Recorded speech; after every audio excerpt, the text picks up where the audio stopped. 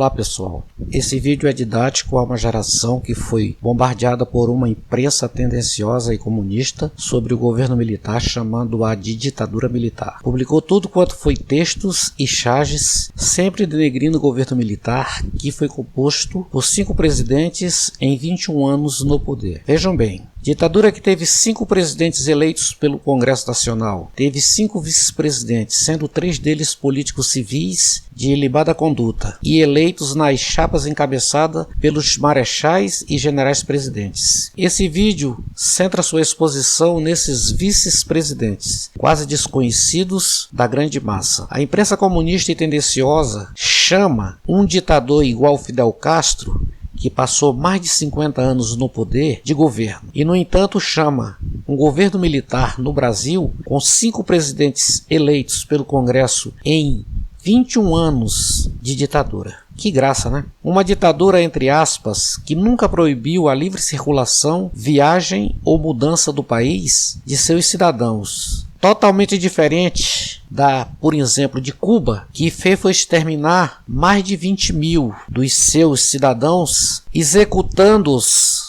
sumariamente nos paredões, ou a ditadura da Coreia do Norte, ou mesmo da antiga Líbia do coronel Gaddafi, que era um ídolo da desgraça do Brasil, chamado Lula. Quando houve a intervenção militar por total anseio do povo, que via uma comunização do país nas mãos do fraco e incompetente João Goulart, Pascoal Ranieri Mazzilli, presidente da Câmara de Deputados, governou o Brasil de 2 de abril de 1964, logo após a deposição de João Goulart pelo Congresso, até 15 de abril de 1964. Por 13 dias, a ditadura, entre aspas, deixou o Brasil com o civil. Que coisa, né? Que ditadura boazinha. Só depois o Marechal Castelo Branco, eleito pelo Congresso, e seu vice, José Maria Alckmin, assumiram o governo. Isso depois do Marechal se filiar a um partido político e passar para a reserva das Forças Armadas. Repito, que ditadura interessante. Pois bem, amigos, vamos ao objetivo desse vídeo, que é a explanação sobre os ilustres e ilibados políticos que foram vice-presidentes do governo militar do Brasil. José Maria Alckmin. Em 1929, colou grau pela Faculdade de Direito de Belo Horizonte. Em 1933, candidatou-se à Assembleia Nacional Constituinte. Promulgada a Constituição, em junho de 1934, foi reeleito deputado federal. Em outubro do mesmo ano. E, em 1945, como fundador do Partido Social Democrático, elegeu-se deputado por Minas Gerais, a nova Assembleia Nacional Constituinte. Reeleito para a legislatura seguinte, 1951 e 1955, não assumiu porque foi empossado em 1º de fevereiro de 1951, secretário de Finanças do governo Juscelino Kubitschek, em Minas Gerais. A 19 de outubro de 1953, tornou-se diretor da carteira de redesconto do Banco do Brasil e, como tal, membro do Conselho da Superintendência da Moeda e do Crédito, funções das quais se demitiu em 24 de agosto de 1954 com o suicídio do presidente Getúlio Vargas. Voltou à Câmara, reelegendo-se no pleito seguinte. Em 1º de fevereiro de 1956, tornou-se ministro da Fazenda do presidente Juscelino Kubitschek, vindo a demitir-se em 21 de junho de 1958. Em 17 de maio de 1958, foi agraciado com a Gran Cruz da Ordem Militar de Cristo de Portugal. Candidatou-se ao Congresso Nacional e elegeu-se mais uma vez. No ano de 1964, aliou-se ao governo de Minas Gerais Magalhães Pinto nas articulações que confluíram para a derrubada de João Goulart no mês de abril. Em 11 de abril, Alckmin, numa eleição indireta pela Câmara Federal, foi eleito por 256 votos vice-presidente da República numa chapa encabeçada pelo Marechal Humberto de Alencar Castelo Branco, sendo o voto mais aplaudido o do ex-presidente Juscelino Kubitschek, sendo ainda reconduzido à Câmara em novembro de 1966. Em março de 1967, Castelo Branco e Alckmin transmitiram seus cargos a Arthur da Costa e Silva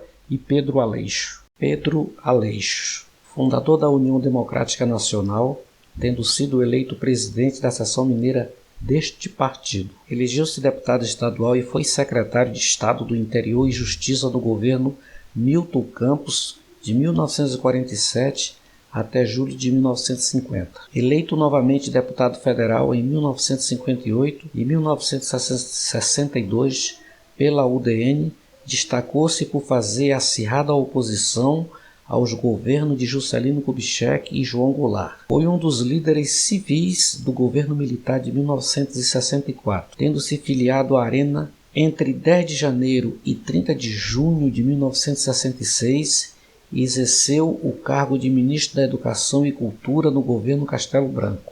Eleito vice-presidente da República na chapa do Marechal Arthur da Costa e Silva, pela Aliança Renovadora Nacional, em 3 de outubro de 1966. Pedro Aleixo se posicionou contra a edição do AI-5, chegando inclusive a elaborar uma revisão da Constituição de 1967, a fim de restaurar a legalidade. Contudo, a doença do presidente da República impediu que tal intenção se concretizasse, consumado o afastamento de Costa e Silva em 31 de agosto de 1969, em virtude de uma trombose.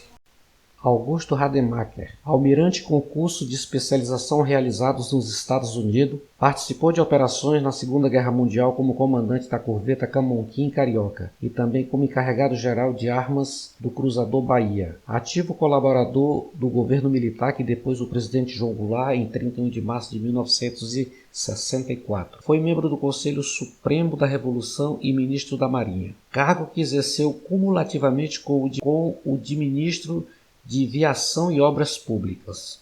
Retornou ao Ministério da Marinha no governo Costa e Silva, sendo que, com o afastamento deste em 31 de agosto de 1969, por motivo de doença, ascendeu ao poder como integrante de uma junta militar que governou o país até a posse do general Emílio Garrastazu Médici em 30 de outubro daquele ano, ascendendo assim ao posto de vice-presidente da República, exercendo-o até 15 de março de 1964. Adalberto Pereira dos Santos chegou ao generalato e entre 1 de fevereiro de 1960 e 5 de fevereiro de 1962 comandou a Academia Militar das Agulhas Negras. Alcançou o posto de general de exército em 1965, sendo o chefe do Estado-Maior do Exército quando o presidente Arthur da Costa e Silva baixou o ato institucional número 5, em 13 de dezembro de 1968.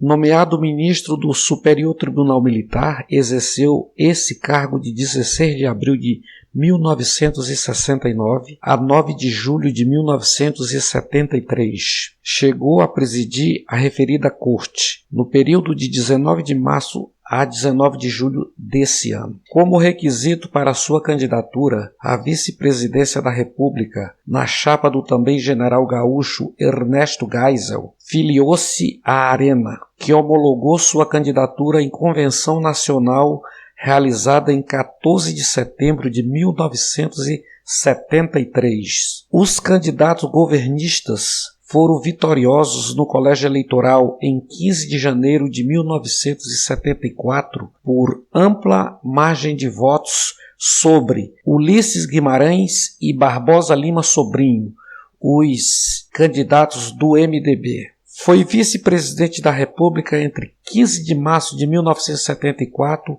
e 15 de março de 1979, no governo de Ernesto Geisel. Aureliano Chaves iniciou sua carreira política como deputado estadual pela UDN 1958-1966, integrando a linha ortodoxa do partido conhecido como Banda de Música, ao lado de Carlos Lacerda, Afonso Arino e Pedro Aleixo. Chegou a liderar a sua bancada da UDN e também a exercer a liderança do governo Magalhães Pinto, ao qual serviu como secretário de Estado da Educação em 1964 e secretário de Obras Públicas. Participou da deposição do presidente João Goulart em 1964. Foi eleito deputado federal 1966-1974 pela Arena,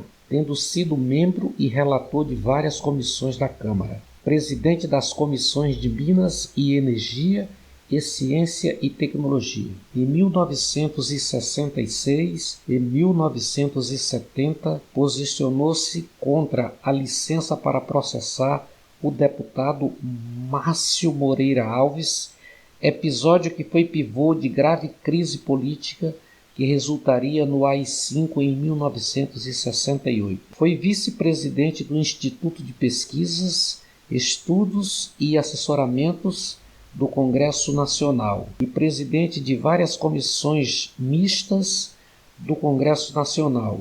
Desempenhou ainda muitos outros cargos como representante do Brasil na Conferência sobre Energia Nuclear em Viena, em 1967. Relator da Comissão Parlamentar de Inquérito sobre Energia Nuclear pela Câmara dos Deputados em 1974. Membro do Centro Brasileiro de Pesquisas Físicas, membro do Comitê Nacional de Grandes Barragens. Eleito governador de Minas Gerais por via indireta, em 1974 governou o estado por 4 anos, conseguindo harmonizar as antigas forças divergentes do PSD mineiro e da UDN. Aureliano apoiou o presidente Geisel em 1977 na crise provocada pelo então ministro do Exército Silvio Frota, demitido por tentar forçar sua própria candidatura à presidência da República. No ano seguinte foi escolhido